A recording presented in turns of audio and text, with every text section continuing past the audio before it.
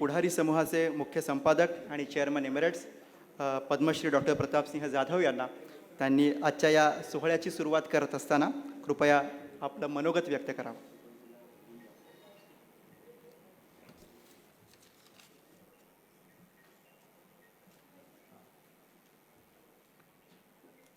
आज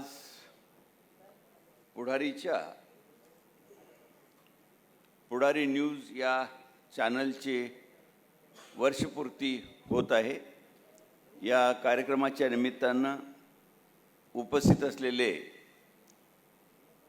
आमचे मित्र, केंद्रात मंत्री राहिलेले आणि राज्यातील मुख्यमंत्री राहिलेले पृथ्वीराज बाबा, या ठिकाणी उपस्थित असलेले केंद्रीय मंत्री आणि आमचे कोल्हापूरचे पहलवान बरं का ते मुरलीधरजी मोहोळ, या ठिकाणी जे आता चेअरमन पदाची धुरा सांभाळत आहेत ते डॉक्टर योगेश जाधव, या पुढारी न्यूजचे संपादक भोयटे, त्याचप्रमाणे पुढारीचे संपादक गिरधारी, नंतर माळी इथं आहेत, जनरल मॅनेजर अनिल पाटील आहेत, हेड आनंद दत्ता आहेत आणि पुढारी परिवाराचे आणि इतर असलेले सर्व उपस्थित. म्हणजे खरं तर पुढारीला आणि पुढारी न्यूजला आपण हे वेगळे करूच शकत नाही. दोन्ही म्हणजे पुढारी हे मोठं भावंड आहे आणि हे लहान भावंड आहे पुढारी न्यूज हे. तर आज आपण या ठिकाणी जे उपस्थित आहात सर्वजण, तर प्रथम मी या कार्यक्रमाच्या निमित्तानं पुढारी न्यूज चॅनलचे सर्व जे म्हणजे चेअरमन योगेश जाधव, त्याचबरोबर पुढारीचे इथं चॅनलला जे मार्गदर्शक विनायक पाचलग असतील, सचिन परब असतील, संपादक भोयटे, नंतर विठोबा सावंत असतील, आपले अँकर्स सगळेच अँकर्स, मग प्रसन्न जोशी, अमोल असतील किंवा नम्रता असेल, सगळेच अँकर्स आणि बिहाइंड द स्क्रीन काम करणारे टेक्निकल टीम असेल, त्याचप्रमाणे पुढारी वृत्तपत्र समूहाचे सर्व जे आहेत तिथं उपस्थित अशा सर्वच लोकांनी या चॅनलला, खरं तर मला या सर्व चॅनलचं टीमचं अभिनंदन करायचं आहे. एक म्हणजे आज 1 वर्षाच्या कालावधीमध्ये आपण पुढारी न्यूज या चॅनलचं एक वेगळेपण सिद्ध केलेलं आहे. आणि आपण जर मला तुम्ही विचाराल तर कारण मी पूर्वीपासून चॅनलवर म्हणजे पत्रकारच असल्यामुळं या मराठी चॅनल किंवा इंग्लिश चॅनल्स म्हणजे न्यूजशिवाय काही बघत नाही. तर आज पुढारी चॅनलनं जे योगदान दिलेलं आहे आणि आपला एक वेगळा ठसा उमटवलेला आहे, त्यामुळं पुढारी खऱ्या अर्थानं आपल्या नावाप्रमाणे, पुढारी हे नाव कसं आलं तर पुढारी पूर्वी मोतीलाल नेहरूंनी अलाहाबादला पुढारी सुरू केला, त्यावेळेला वडील काम करत होते आणि त्यांनी तो अलाहाबादचा दी लीडर हे पेपर बंद झाल्यानंतर पुढारी काढलं. तसंच तेच पुढारी आता हे चॅनल झालेलं आहे. तर नावाप्रमाणे हा पुढारी न्यूज चॅनल हे मराठी चॅनलमधलं पुढारी ठरलेलं आहे असं मी म्हणतो. इथं सर्व उपस्थित मित्रांनो, मी थोडक्यातच आपल्याला हे करणार आहोत की माझे वडील गोगो जाधव यांनी स्वातंत्र्यपूर्व चळवळीत महात्मा गांधी यांच्यावर काम केलं, दलित चळवळीत डॉक्टर बाबासाहेब आंबेडकर यांच्यावर काम केलं आणि त्यावेळेला म्हणजे खरं तर वयाच्या 17व्या वर्षी ते मुंबईत आले. इथं अच्युतराव कोल्हटकर, प्रबोधनकार ठाकरे, मामा वरेरकर अशा या सर्व नंतर जेदे जवळकर अशा सर्व ज्येष्ठ मंडळींच्यावर काम केलं आणि स्वातंत्र्य चळवळीत त्यांनी काम केलं. आणि त्यावेळेला ते इथं सेवक म्हणून पेपर चालवत होते, त्यानंतर कैवारी चालवत होते. स्वातंत्र्य काळात त्याच्यावर बंदी आल्यानंतर त्यांनी मग ते भूमिगत झाले आणि 1937ला पुढारी हे साप्ताहिक म्हणून सुरू झालं कोल्हापूरला आणि 1939ला पुढारी हे दैनिक झालं. मी मुद्दाम आपल्याला सांगू इच्छितो की मी ज्या वेळेला पुढारीला रौप्य महोत्सव साजरा झाला 1962ला, त्यावेळेला मी राजाराम कॉलेजचा विद्यार्थी होतो. म्हणजे त्यावेळेलाही मी रौप्य महोत्सवाला उपस्थित होतो. त्यानंतर पुढारीचा सुवर्ण महोत्सव 1989ला झाला. त्यावेळेला वडील नव्हते, वडील 87 साली वारले. 89ला पुढारीचा सुवर्ण महोत्सव त्यावेळी राजीव गांधींच्या हस्ते पंतप्रधान असताना त्यावेळेला कोल्हापुरात साजरा झाला. त्यानंतर हिरक महोत्सव लता मंगेशकरजी, लता दिदी यांच्या हस्ते साजरा झाला. आणि 2015ला पुढारीचा अमृत महोत्सव हा नरेंद्र मोदींच्या हस्ते साजरा झाला. मी मुद्दाम आपल्याला सांगू इच्छितो की देशाच्या इतिहासात असे 2 पंतप्रधान येऊन गेलेलं हे पुढारी हे एकमेव दैनिक आहे. आणि एका दैनिकाचे 4 महोत्सव पाहणारा मी एकमेव संपादक आहे. कारण आत्ता माझं वय फक्त 80 आहे. म्हणजे त्यामुळं आपल्याला काही काळजी करण्याची कारण नाही. शताब्दी देखील साजरी करायची आहे आपल्याला अजून. पुढारीची बांधिलकी इतकी मोठी आहे, म्हणजे पत्रकारितेचे तर मला इतके अवॉर्ड्स मिळालेत की आता आम्ही तिथं लायब्ररीमध्ये एक मोठं हे करायला लागलो आहे किंवा हे अवॉर्ड सगळे ठेवायला पाहिजेत. म्हणजे राष्ट्रभक्ती पत्रकारितेपासून सगळे. पण पुढारीनं वृत्तपत्र आणि लीडर म्हणून काम करताना एक निर्भीड पत्रकारिता निर्माण केली. म्हणजे इतर वृत्तपत्र आपण पाहता ही एकतर साखळी वृत्तपत्र असतात किंवा राजकीय कार्यकर्त्यांनी राजकीय नेत्यांनी घेतलेली वृत्तपत्र असतात. पुढारी एकमेव वृत्तपत्र असं आहे की ज्याला कुठल्याही पक्षाचं लेबल नाही आहे. म्हणजे मी स्वतःही म्हणजे खरं तर मी म्हणजे बाबांच्यापेक्षाही मी मोठा आहे वयानं. मी शिकायला जेव्हा पुण्याला होतो LLBला, तर त्यावेळेला सुशीलकुमार शिंदे ही माझ्यावर होते लॉ कॉलेजला IRSला. आम्ही म्हणजे सुशीलकुमार शिंदे असू देत, शरद पवार BMCCला, ही सगळी मंडळी आम्ही त्यावेळेला एकत्र होतो पुण्यामध्ये. ही सगळे राजकारणात गेले. मी फक्त एकटा राजकारणात गेलो नाही. त्याचं कारण मी त्यांना सांगितलं की राजकारणात गेल्यानंतरच काही सामाजिक काम करता येते असं वाटतंय का तुम्हाला? तर पत्रकारितेत राहून देखील समाजकारण करता येतं हे मी दाखवून देईन. आणि मी ते दाखवून एवढ्यासाठीच दिलं. मी म्हणतो की पुढारीची सामाजिक बांधिलकी कोणत्याही वृत्तपत्रापेक्षा जास्त आहे. म्हणजे आज भूकंप असू दे, पूरग्रस्त निधी असू दे, गुजरातमध्ये बांधलेलं हॉस्पिटल असू दे किंवा अगदी सियाचीनमध्ये सैनिकांच्यासाठी बांधलेलं हॉस्पिटल असू दे, म्हणजे highest battlefield in the world. म्हणजे त्यावेळेला जॉर्ज फर्नांडिसनी हे उद्गार काढले की ये अस्पताल आर्मी के लिए संजीवनी है. तर त्यामुळं तशी आपण संजीवनी तिथं हे केली. आज फक्त सामाजिकच नव्हे तर सर्व चळवळीत आपण पाहता की मी कुठल्या संपादकांचं नाव घेत नाही, पण संपादक आपल्या खोलीच्या बाहेर पडत नाहीत. मी तसा संपादक नाही आहे. मला रस्त्यावर उतरून चळवळ करायला आवडतं.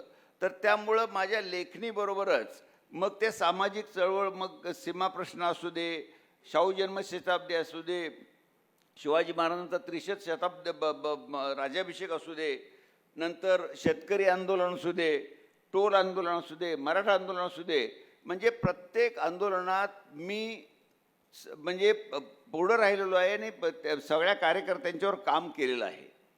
आज मला आपल्याला एवढंच सांगायचं आहे की स्वातंत्र्यपूर्व काळात आणि स्वातंत्र्योत्तर काळात पत्रकारिता बदलत चाललेली आहे. स्वातंत्र्यपूर्व काळात पत्रकारिता ही एक ध्येयवादी पत्रकारिता होती.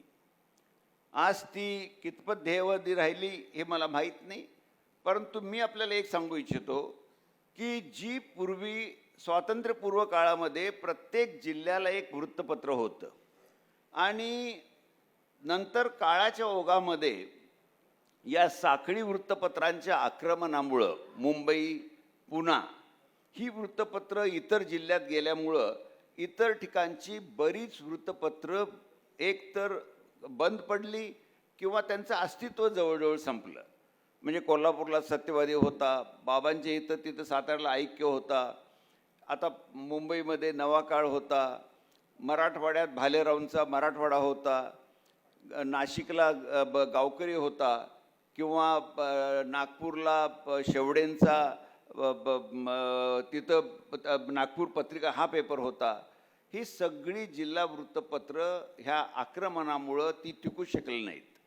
पण एक लक्षात ठेवा की ज्या वेळेला आपल्याला प्रवाहाच्या विरुद्ध पोहायची जी सवय लागते, आज मुरलीधर मोहोळांचं मी एवढ्यासाठीच कौतुक करतो की ते महापौर झाले, लगेच खासदार झाले आणि लगेच मंत्रीही झाले. म्हणजे त्यांनी या म्हणजे मला त्यांचं कौतुक काय, तर ते आम्ही दोघंही कोल्हापूरचेच पैलवान आहोत. कारण त्यांनी कोल्हापुरात शाहूपुरीला तालीम केलेली आहे, त्याचप्रमाणे मोतीबागलाही काही वेळा ते होते. मी गंगावेशला होतो, त्यावेळेला अण्णाप्पा पाडळकर हे आमचे वस्ताद. म्हणजे आम्हाला भरपूर राबून घ्यायचे, पंचगंगेत पोहायला न्यायचे, पुरात उड्या मारायला सांगायचे. ही सगळं तिथं आम्ही धाडशी कामं जी आहेत ती सगळी केलेली आहेत. त्यामुळं प्रवाहाच्या विरुद्ध पोहोच जाणं कधी आम्हाला काही वाटलंच नाही आहे. म्हणजे मी तुम्हाला सांगतो, त्या कोल्हापूरच्या लाल मातीतला हा गुण आहे, म्हणून तर मी आज ह्या स्टेजला पोचलेलो आहे. म्हणजे ह्या सगळ्या आत्तापर्यंतची सगळी आक्रमणं थोपवत पुण्या मुंबईची वृत्तपत्र तिकडे येत होती आणि फक्त पुढारी हा एकटाच वृत्तपत्र सगळी म्हणजे हे जिल्हे पादाक्रांत करत म्हणजे मुंबईपर्यंत राज्यभर कधी पोचला हे कळलं नाही. आणि त्यानंतर आता इलेक्ट्रॉनिक मीडियामुळं, डिजिटल मीडियामुळं जगभर गेलेलं आहे.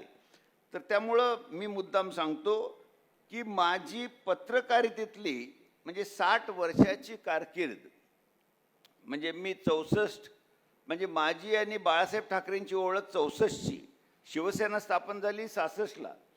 तर ह्या 64 पासून ते आत्तापर्यंत म्हणजे माझी गेली 60 वर्षाची जी कारकीर्द आहे आणि संपादक म्हणून मला आता 55 वर्षे झालेली आहेत. तर त्यामुळं या 60 वर्षातली जी स्थित्यंतरं आहेत मी जी बघितलेली आहेत, तर बदल हा सृष्टीचा स्थायी भाव आहे. परंतु आणि तुम्हाला कल्पना आहे की ज्ञान, विज्ञान, तंत्रज्ञान याचा विस्फोट झालेला आहे आणि या विस्फोटामुळं जग हे एक ग्लोबल व्हिलेज, ज्याला आपण वैश्विक खेडं म्हणू, असं झालेलं आहे. त्यामुळं कोणती घटना घडली की लगेच जगभर ती प्रसरती. आज आपल्याला कल्पना आहे की मोबाईलवर तुम्हाला कुठलंही वृत्तपत्र वाचायला मिळतं. आज तुमच्या माहितीसाठी सांगतो की हा गंमत नव्हे, ही वस्तुस्थिती आहे की आज पुढारीचा खप हा अमेरिकेतल्या वॉशिंग्टन पोस्ट किंवा न्यूयॉर्क टाइम्सपेक्षाही जास्त आहे. त्याचं कारण काय, तर या कोविड नंतर न्यूयॉर्क टाइम्सचा खप हा 1,26,000 वर आला फक्त, आणि वॉशिंग्टन पोस्टचा 1,60,000 वर गेला. पण त्यांचा डिजिटलचा खप वाढला, म्हणजे तो 97 लाख झाला. म्हणजे आज हार्ड कॉपीज वाचण्यापेक्षा सॉफ्ट कॉपीकडे लोक गेले. आपल्याला ह्या बदलाची जाणीव घेऊन आज त्याप्रमाणे पावलं टाकावी लागतात. मला कौतुक आहे की डॉक्टर योगेश आणि त्यांची टीम यांनी म्हणजे आम्ही कुठली गोष्ट जी आपण केलेली नाही त्याचं क्रेडिट मी कधी घेत नाही. त्यामुळं चॅनल चालवणं, हे चॅनल यशस्वी करणं ही पूर्ण जबाबदारी डॉक्टर योगेश आणि त्यांच्या टीमचं आहे. मी एकही माणूस निवडलेला नाही, हे सर्व त्यांचं हे आहे.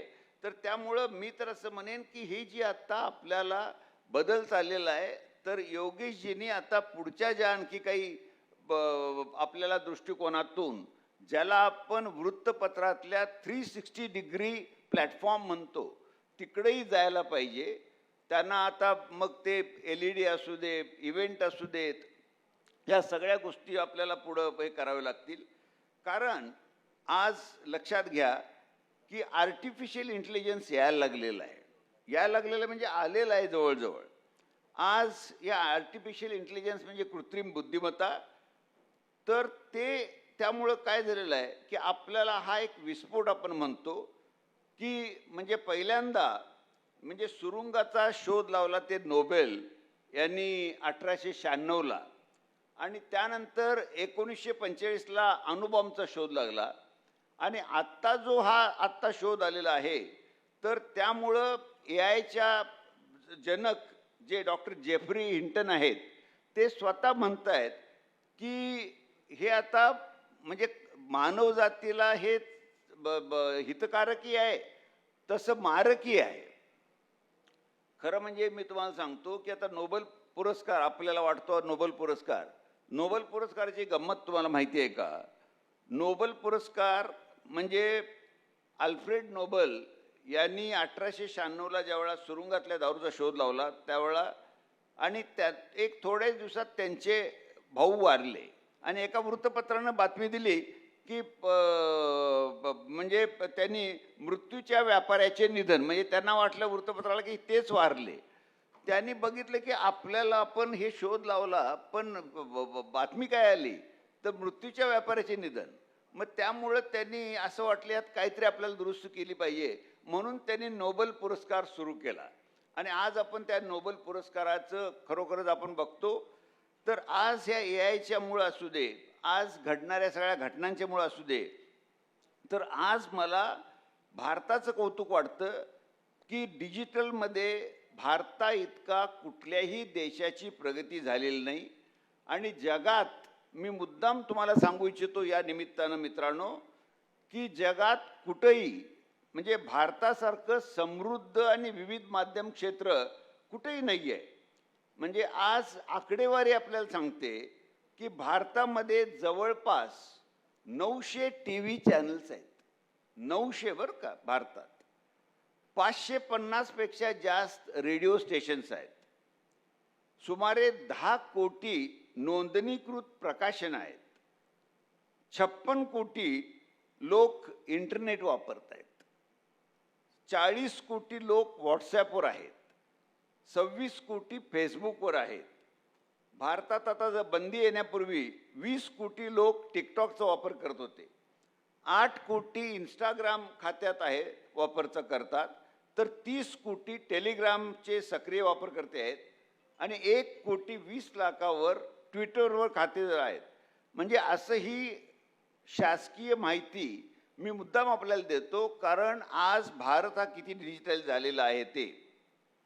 मी आज या निमित्तानं एवढंच सांगेन की आज माझ्या सगळ्याच पत्रकार बंधूंना की ह्या म्हणजे आज पत्रकारितेचा जो आज स्वरूप बदलत चाललेला आहे, म्हणजे प्रिंट मीडिया असेल, डिजिटल मीडिया असेल, इलेक्ट्रॉनिक मीडिया असेल, LED असेल, ह्या सगळ्या मीडिया बदलत चाललेला आहे.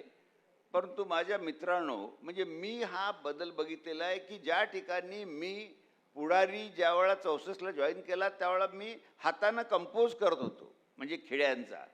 आणि आज कंपोज कुठं काय राहिलेलंच नाही. आज तुम्हाला बातम्या तयार मिळत आहेत. तर हे स्थित्यंतर बघण्याचं नशीब म्हणजे मी देवाचा आभारी आहे की त्यांनी मला ही संधी दिली की सगळं ट्रान्झिशन बघणं. तर आज जरी हे बदल होत असले तरी पत्रकारितेचा आत्मा जो आहे ना, तो पत्रकारितेचा आत्मा बदलत नाही आहे. तंत्रज्ञान बदलेल पण आत्मा बदलत नाही. ह्या प्रत्येकानं प्रसार माध्यमामध्ये काम करण्यास सर्वांनी लक्षात ठेवावं. आपण ही प्रसार माध्यम ही चौथा आधारस्तंभ आहे या लोकशाहीचा. जगातली सर्वात मोठी लोकशाही म्हणजे जसं आपण संसद, शासन आणि न्यायव्यवस्था हे 3 आधारस्तंभ आणि चौथा आधारस्तंभ 4th पिलर आपण म्हणतो ही प्रसार माध्यम आहे. ती तुमच्यावरची जबाबदारी वाढलेली आहे आणि तुम्ही खऱ्या अर्थानं की लोकशाही जीवन ठेवण्याचं काम तुमचं आहे. त्यामुळं परत एकदा मी तुम्हा सर्वांना शुभेच्छा देतो.